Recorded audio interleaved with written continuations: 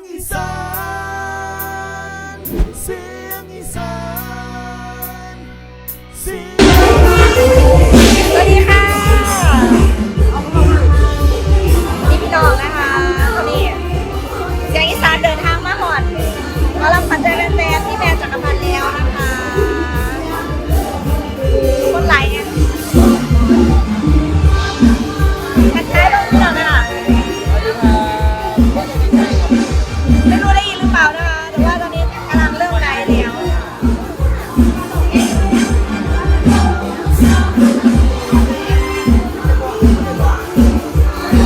อันนี้กำลังถ่ายอยู่นะคะพ่อแม่พี่น้องเข้าเขากลุ่มนะคะบัตรราคา59 บาทนะคะนี่ก็ที่แม่เสียงสาวมากๆพร้อมกับศิลปินอีกเยอะมากมายนะคะ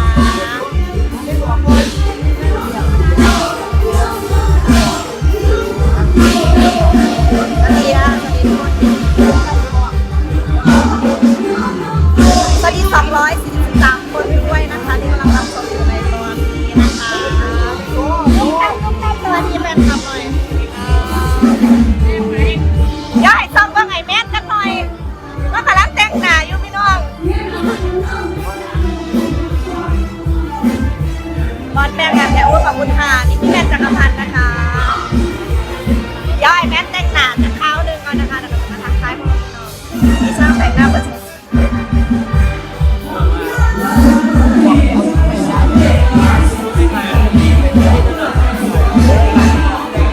ตอนนี้กำลังเริ่มจวดจาดฟาดปึ้มแล้วนะคะพี่น้องต้องเป่าศิลปินเข้ามาไม่ได้ศิลปินเยอะแยะมากมายเลยนะคะที่มามอบความสุขให้กับทุกคนนะคะสวัสดีค่ะสวัสดีค่ะเฮียมาแล้วค่ะเฮียมาแล้วตอนนี้เฮียมาแล้วนะคะไม่ดีพ่อแม่พี่น้องอาจจะเห็นแบบว่ารูปแบบเป็น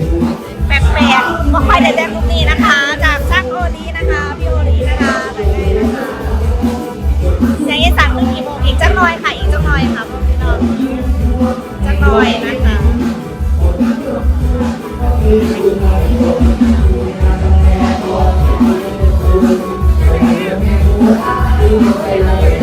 ขอบคุณสำหรับดาวด้วยนะคะเป็นกำลังใจให้ขอบคุณมากๆเลยนะคะเจ๊ดัว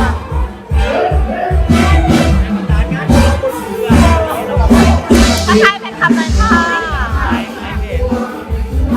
น้องกอนน้องกอนอยู่นี่ค่ะจักหน่อยสิได้คืนแล้วค่ะจักหน่อยนะคะเปล่ากับเป็นทางให้คุณนะคะพี่น้อง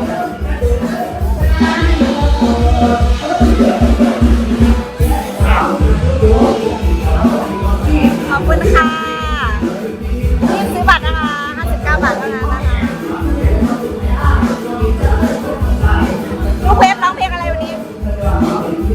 รอติดตามครับรอติดตามในกลุ่มนะคะ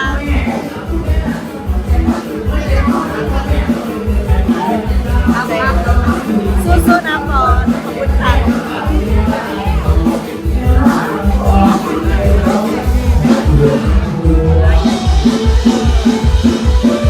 นี่ค่ะขยับ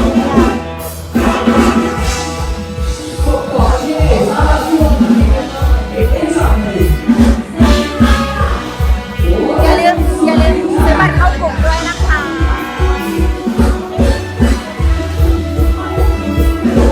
ช่างคนนี้เป๊ะมาก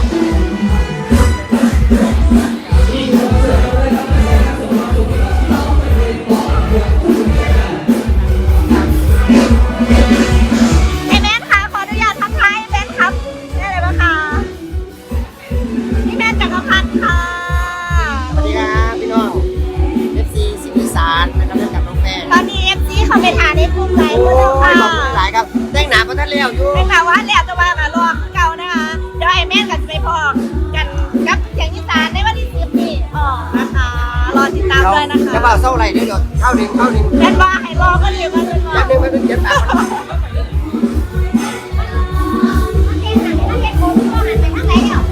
ก่อนน้ำอ้อยไปแซ่บมาจัน เดี๋ยวสั่งมา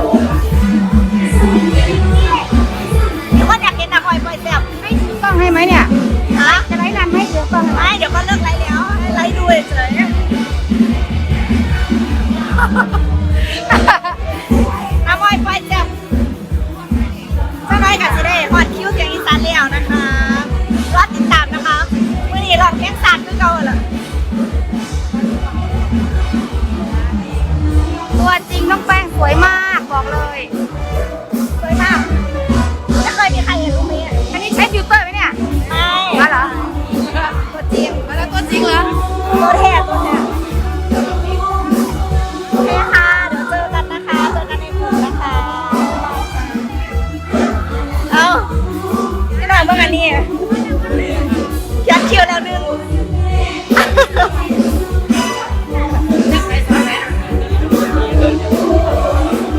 สวัสดีค่ะพี่มีจอยอันนี้ตัวจริงหรือเปล่าตัวปลอมฝากติดตามด้วยนะคะบอกเขาไปไหมอัดแต่งหน้าไปหาเจสี่กำลังออกอย่างนี้แจ้งนัทธิดาขวัญใจเป็นแฟนมันว่าคนที่มาสมัครนักเอกรับยุ่งมากก็ติดตามด้วยนะคะเลยนะ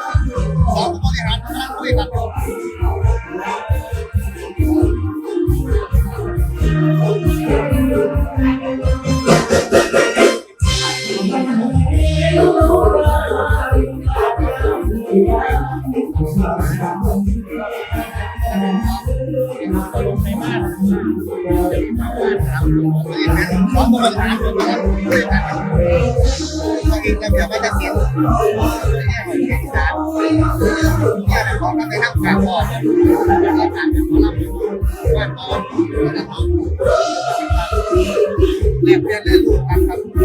ถ้าทำก็ไปหน่อยนี่สันมาเลยพ่อน400 คนดูแล้ว ดันเด้อไปน้องดันเด้อแสดงว่าผมลงไปแล้วว่าเสียตัวไปน้อง50 บาทเดือนละ50 บาทผมลงมาดูทำไมนะแล้ววันที่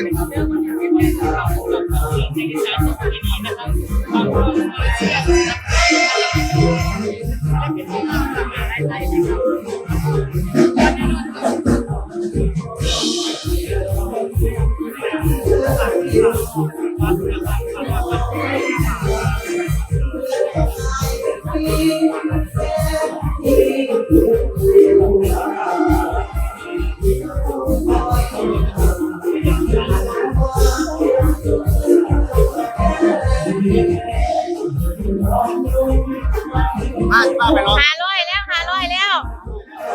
เจ้ากระย่างน้ำหนากล้องที่ละ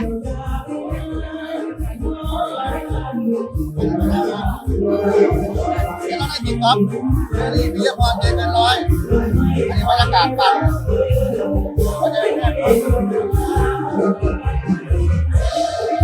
ตอนนี้มันกำลังเปิดทางอาหารนกเกิดจะเข้าไหมหาก้อนก่อนงามพี่น้องไม่เคยเห็นเราแต่งตัวแบบนี้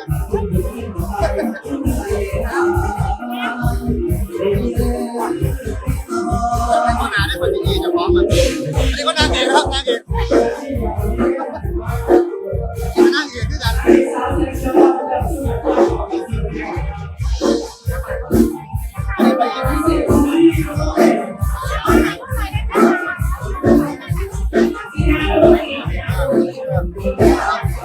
600แล้ว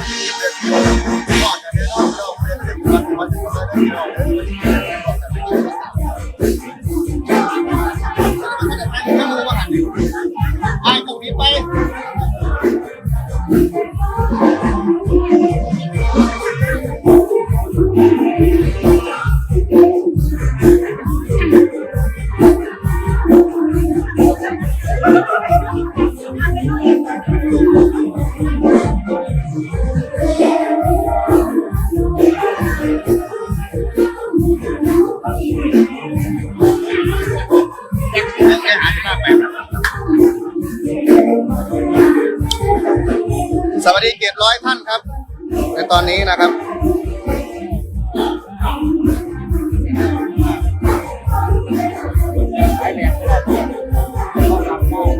นี่คือพ่ออีกกับเมียหน่อยนะครับ ทำที่มันยากเลยไม่ได้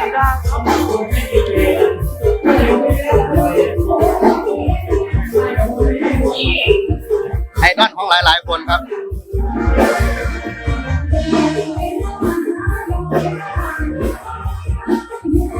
กล้องหน้าเสียงชัดกว่ามาสั่นขออภัยด้วยพี่น้องเด้อใช่ครับอันนี้ทั้งเพจสีอีสานน้องน้อยอะไรพ่อนพ่อเนี่ยจะไปอยู่กับพ่อแล้วครับ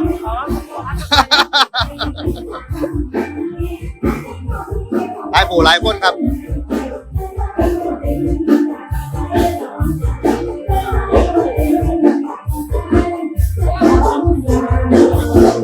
ตุ๊บตับไก่ทองงานหลายๆดีนี่พอวงนั้นพอวงนี้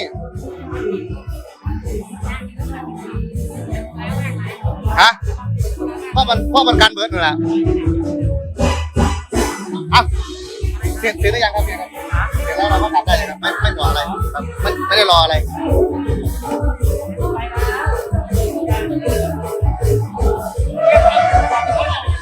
ครับมันให้ไปครับชวนมันแล้วมันเล่นตัวจะตายอยู่ตุ๊บตับอ่ะเนี่ยต้องบอกต้อหนาเลย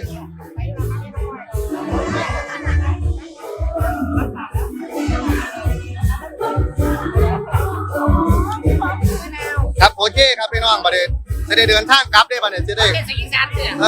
หลายคนต้องหลายครับ จะได้ไปเตรียมงานแล้วขอบคุณหลาย คนเนี่ยครับพี่น้องอาจจะได้เป็นตุ๊กตาอุไรพร ๆดูดีมีแห้งสุขุสุขคนเด้อ ตุ๊กตาอุไรพร ครับเจอกันวันที่10เด้อพี่น้องให้เอก น่ารักจังเอาว่าน่ารัก ให้เอกแม่นก็จะไปคือกันขอบคุณห พี่น้อง ลาย อะไรไปโกรธเลยเด้อพี่น้องเด้อ ๆครับ โกรธเดี๋ยวสาวตุ๊กตาเป็นแจมเลยเด้อ เอาดูดีมีแห้งสุขุสุข